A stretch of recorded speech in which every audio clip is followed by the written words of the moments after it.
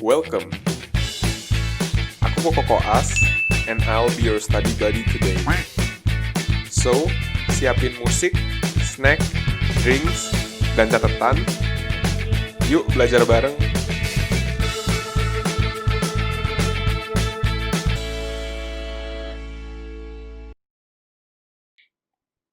Beberapa referensi ada yang bilang, kalau kita lagi mau nentuin ini, desain GTSL, sebenarnya itu mirip sama proses kita PDKT. Bercanda guys ya. Nggak ada referensi yang bilang bahwa desain GTSL itu mirip dengan PDKT. Tapi sebenarnya ada miripnya, kita mirip-miripin ya. Gimana miripnya kok? Jadi gini teman-teman, aku kasih tahu. Kalau kita PDKT, kita deketin si cewek atau cowok ya, bagi yang cewek, bukan aku deketin cowok maksudnya. Kita deketin cewek atau cowok itu kan, pasti kita harus tahu dulu sifat-sifat apa sih yang kita mau dari si cewek atau cowok itu, ya kan? Yang kedua, kita juga harus tahu dong, tujuan kita PDKT adalah gimana sih responnya dia terhadap tekanan kan? Buat apa semuanya itu? Semuanya itu buat biar pas pacaran nggak cepet putus. Atau bahkan sebisa mungkin sampai nikah kan, maunya sampai nikah dong pastinya kan. Itu dia persamaannya dengan kita kalau nentuin desain GTSL, ya kan? Kita harus tahu dulu sifat-sifat ideal gigi tiruan. Dan yang kedua, kita juga harus tahu dulu respon jaringan kita, terutama jaringan yang akan nanti ditutup sama GTSL-nya ya, sama danger-nya itu kan berarti jaringan entah itu residual ridge ataupun gigi abutment-nya gitu kan. Respon jaringan terhadap tekanan atau stres. Kenapa kita harus tahu dulu? Ya, sama kayak kalau kita mau PDKT biar nggak putus, kalau kita mau desain GTSL, kita harus tahu dulu biar nggak gampang lepas. Sama, nggak merusak jaringan yang sehat. Kalau ngomongin sifat-sifat ideal, kita geser ke bawah ya teman-teman. Sifat. Kalau sifat ideal pasangan mungkin yang caring, pengertian, atau mungkin ada yang cari yang kaya, langsung nembak yang penting uangnya banyak. Nah, kalau sifat-sifat GTSL tuh gak kayak gitu teman-teman. Sifat-sifat GTSL yang ideal yang kita mau cari adalah kita mau lihat apakah supportnya baik atau tidak. Yang kedua adalah apakah retensinya baik atau tidak. Dan yang terakhir yang mau kita lihat adalah stabilitasnya. Lebih dalamnya lagi nanti kita bahas sambil jalan ya, soalnya lebih gampang kalau pakai contoh. Yang kedua, yang kita mau bahas hari ini adalah ini kan, respon jaringan terhadap tekanan atau stres.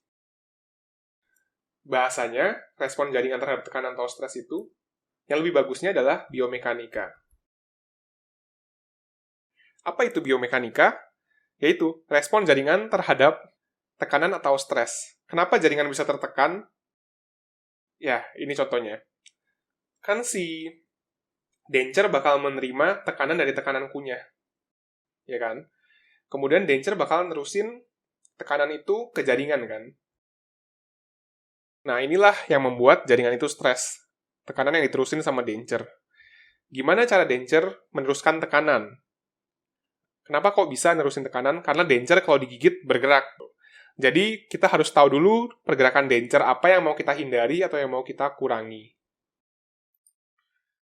Kalau ngomongin gerakan dari dencer, itu dibagi menjadi dua sebenarnya. Oke, kita geser dulu ke bawah. Gerakan dencer itu dibagi jadi dua. Yang pertama, ada yang bodily. Yang kedua, ada yang rotational.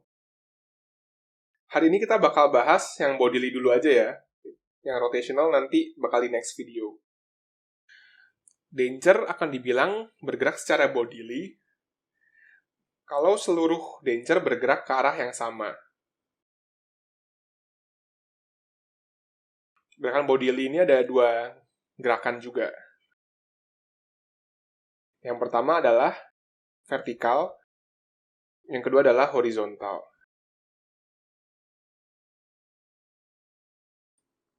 Oke, kita bahas satu-satu ya guys, gerakannya. Yang pertama, gerakan vertikal. Kita naik lagi. Gerakan vertikal itu dibagi jadi dua juga, teman-teman. Yang pertama adalah gerakan dencer menuju tisu atau jaringan. Gimana contohnya?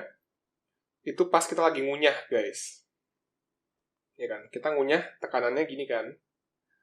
Otomatis si dencer bergerak ke bawah menuju jaringan, dan jaringannya ya tertekan gitu kan. Kenapa ini bahaya? Teman-teman bayangin, kalau gigi asli yang di sini yang dua di depan nih, kan juga kena tekanan kunyah kan. Tapi ingat, kalau gigi asli kita udah punya shock absorber sendiri, atau penyerap tekanan sendiri ya, biar nggak merusak banget. Yaitu apa? Ada yang tahu? Periodontal ligamen ya, di sini, ya kan? Periodontal ligamennya tuh bakal menyerap si tekanan itu. Sementara, kalau yang di bawah dencer, di daerah sini, itu kan nggak ada gigi lagi kan, udah langsung residual ridge. Nah, ini akan berbeda responnya, karena residual ridge sebenarnya kemampuan menerima tekanannya tidak sebaik periodontal ligamen. Makanya kalau kita nggak kontrol, itu bakal menyebabkan resorpsi alveolar ridge. Gimana cara kontrolnya? Cara kontrolnya adalah pemberian rest oklusal. Rest di mana? Ini teman-teman, kalau teman-teman lihat, nah, itu adalah rest oklusal, di mana fungsinya untuk menyebarkan atau mendistribusikan beban biar nggak semuanya diterima oleh si alveolar ridge. Nah, si rest inilah yang namanya support. Jadi support bisa diartikan sebagai kualitas atau sifat suatu dencer yang menahan gaya menuju jaringan. Oke, teman-teman. Ini aku bersihin dulu ya.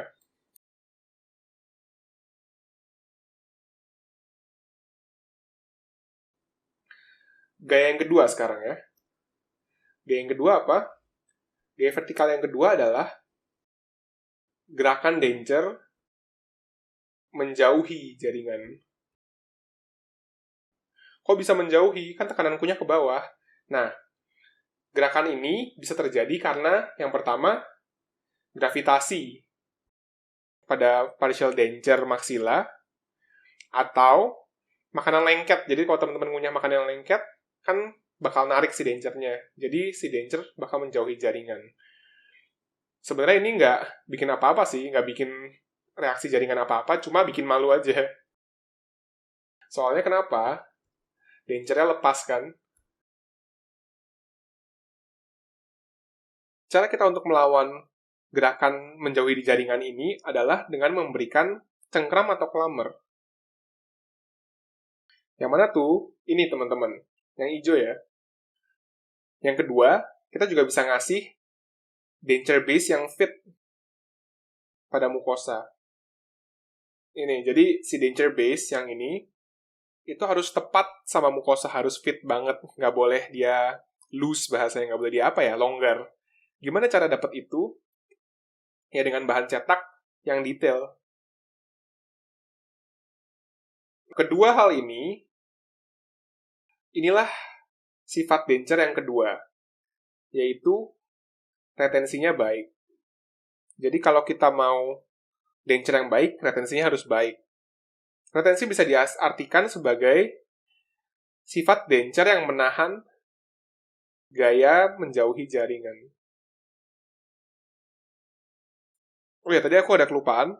Nah, aku geser lagi. Nah, support ini juga bisa diartikan sebagai sifat dencer yang mendistribusikan tekanan kunyah. Oke, teman-teman. Ini ya, untuk gerakan vertikal ini.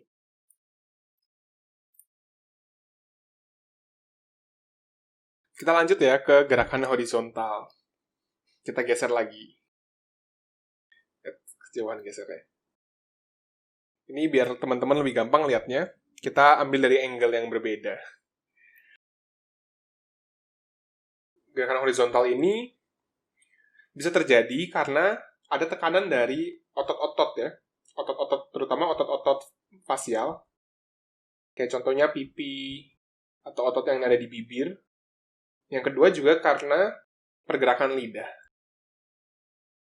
Gerakan horizontal ini dibagi dua juga, guys. Yang pertama ada yang antero-posterior atau maju mundur. Gimana gerakannya? Kira-kira gini ya. Perhatiin yang rahang atas ya, teman-teman.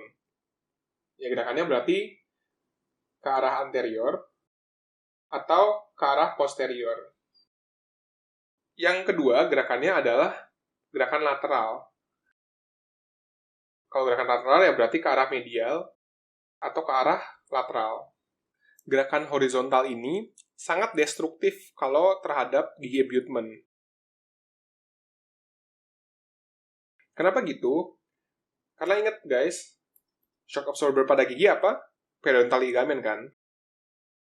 PDL ini sebenarnya secara natural didesain untuk efektif melawan gaya dari vertikal. Nah, begitu ketemu gaya horizontal, kurang efektif ya. Makanya sangat destruktif hingga bisa terjadi resorpsi. Jadi ya giginya goyang. Gigi abutmentnya goyang ya malah kehilangan gigi lagi. Untuk meminimalisir gerakan horizontal, denture perlu satu sifat yang namanya stabilitas. Nah, pertama stabilitas denture untuk melawan gerakan lateral. Apa yang diperlukan? Yang pertama sih tergantung dari kondisi bentuk ridge pasien. Bentuk yang ideal itu yang cenderung persegi atau square, dan juga yang ridge-nya masih lebar atau broad. Kira-kira bentuknya gini guys. Ini bentuk ridge yang kita mau untuk melawan gerakan lateral. Karena akan lebih susah bergerak ke arah lateral ya. Karena ketahan oleh ridge-nya sendiri dibanding dengan ridge yang bentuknya seperti ini misalnya. Nah ini kan licin nih. Dan nggak ada tahanan di sudut-sudutnya. Oke, selain dari bentuk ridge, apa yang kita bisa lakukan? Kita juga bisa dapat dari clamor juga. Terutama efek bracing dari clamor. Dan yang terakhir, sama juga kita perlu denture base yang fit dengan mukosa.